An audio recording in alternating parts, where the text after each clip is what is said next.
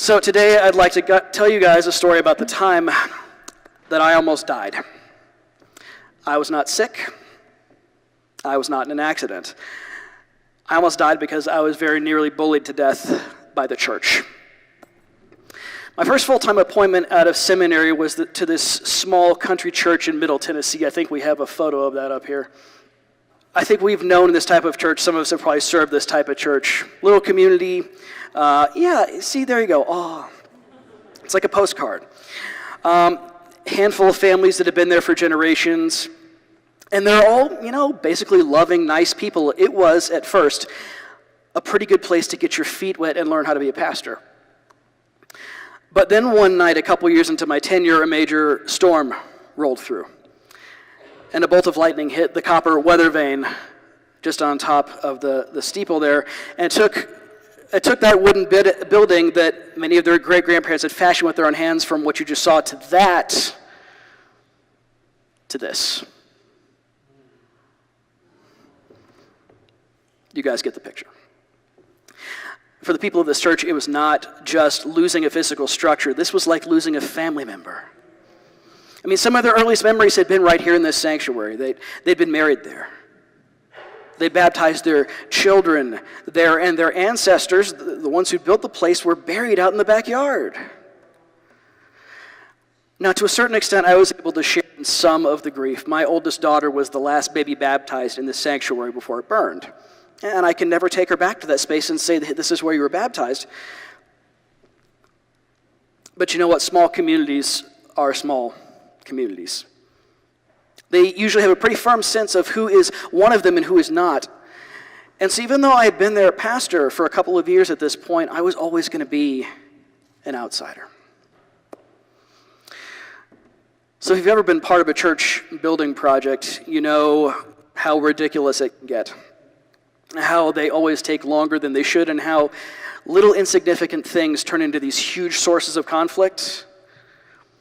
We preachers like to joke about the whole fighting over the color of carpet and pew cushions.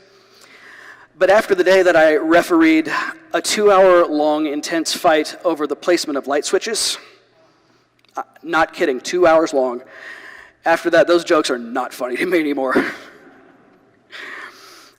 And while it sounds pretty logical to say to someone, well, we can't just put back up a 100-year-old building the same way it was then. There's things like building codes and, fire codes we have to take into account.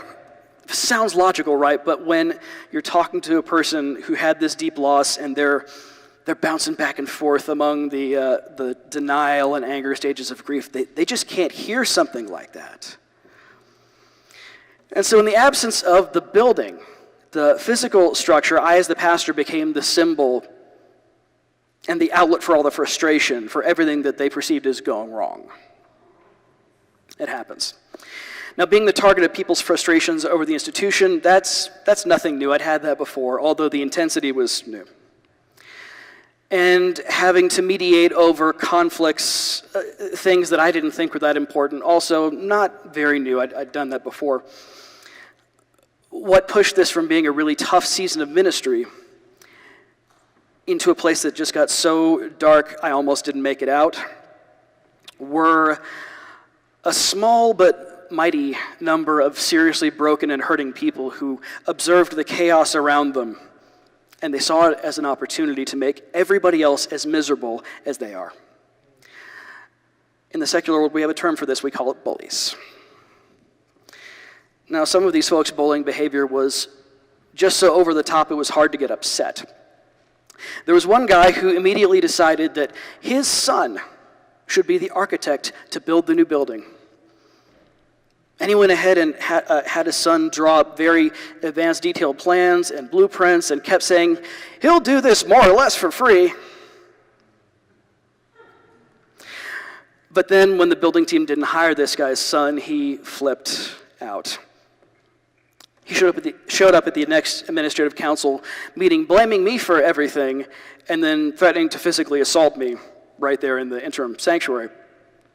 And we never saw that guy after that day, and nobody was that sad about it.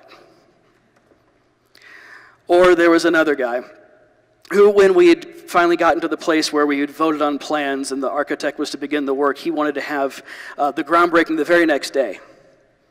And I told him, well, it takes minimum 90 days for architects to draw blueprints. He proceeded to throw a temper tantrum that would make my 2-year-old sit back and go, dude, you need to calm down. Now again, that's one of those things I could laugh off, but he was the richest and most influential person in the church. He was giving us land for the leach field for the septic tank, so I had to bite my tongue and keep this guy happy. But there were others that really weren't easy to shrug off. They were actually really cruel. There was one particular person with whom I had walked through a very difficult season of their life, through a major loss, and I thought we'd developed a level of trust.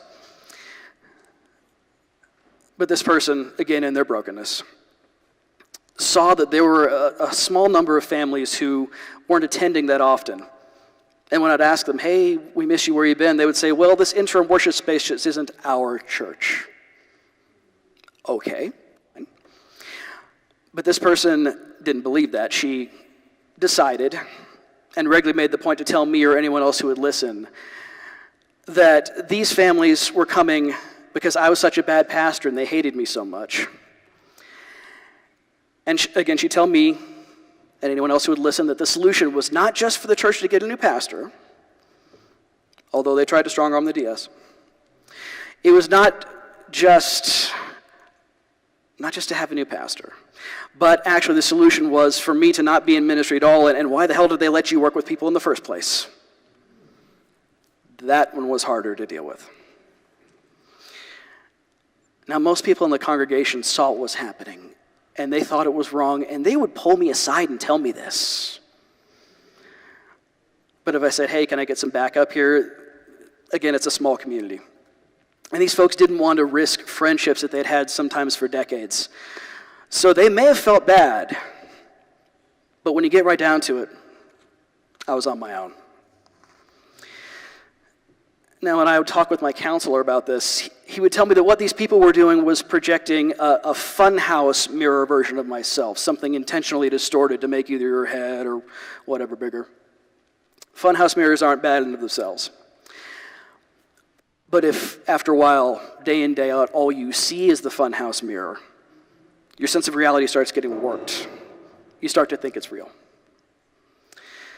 And so after a year and a half of more or less daily bombardment from some of these bullies, I really started to believe that that funhouse mirror was the truth.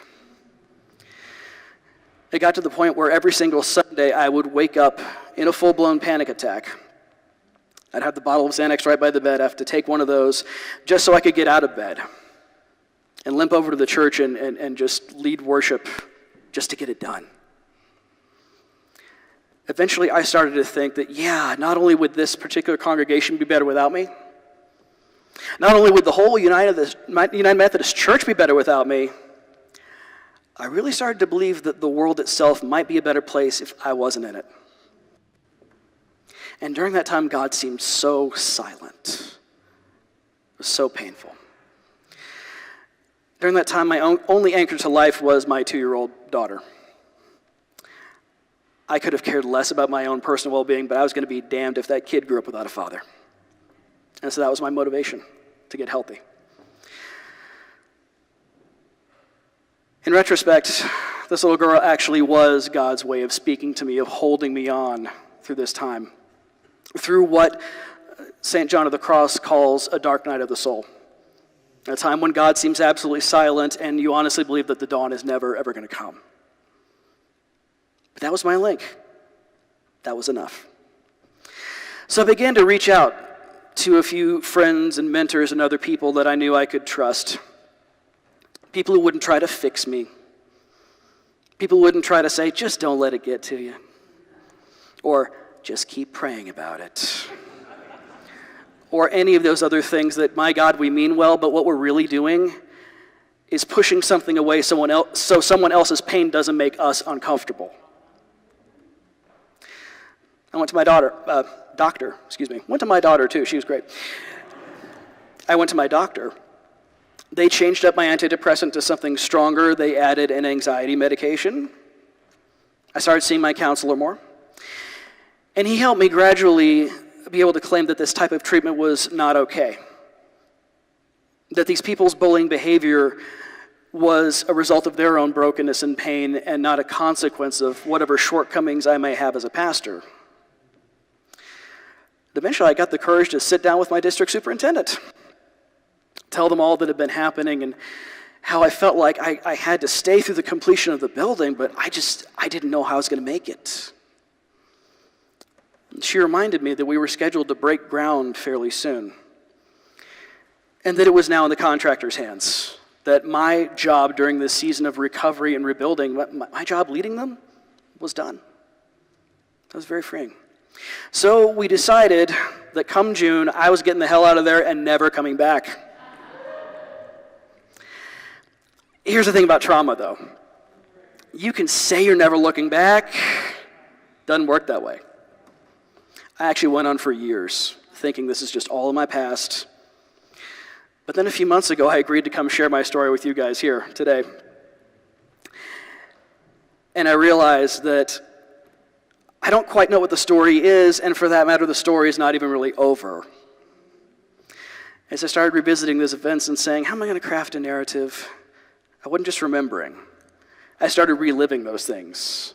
The waves of the sense of chaos, being in chaos and just aimless, the pain and even sense of hopelessness started clouding my vision and making me react to the world around me in ways that I knew weren't quite right. I finally accepted that I do in fact have post-traumatic stress disorder, or to be respectful to those injured in combat, I'll just call it post-traumatic church disorder. Anybody else got that, post-traumatic church disorder? A few? All right, there we go. That sort of stuff clouded my vision. It made it hard to go about this task I'd agreed to do, to try to craft a narrative and to try to do so in such a way that would bracket some redeeming value on all the crazy stuff that happened. Friends, the truth is, while I survived, there are always going to be scars on my soul. I'm not defined by this thing that happened to me, these are things people did to me, but it is a part of me. It's never just behind. I've had to accept that I'm never going to go back to exactly the way I was before. But through confronting this trauma in my past, God is gradually, and I wish God would work a little faster, but gradually clearing out room in my heart so there's less anger, there's less bitterness, and more genuine love and compassion for those hurt people who in turn hurt people. Now, I don't want to sound super righteous about this because there are certain individuals I never want to see or hear from again, ever. Now, if some of those people get to that 9th step of recovery and they want to make amends, I'll take the call. But that's on them.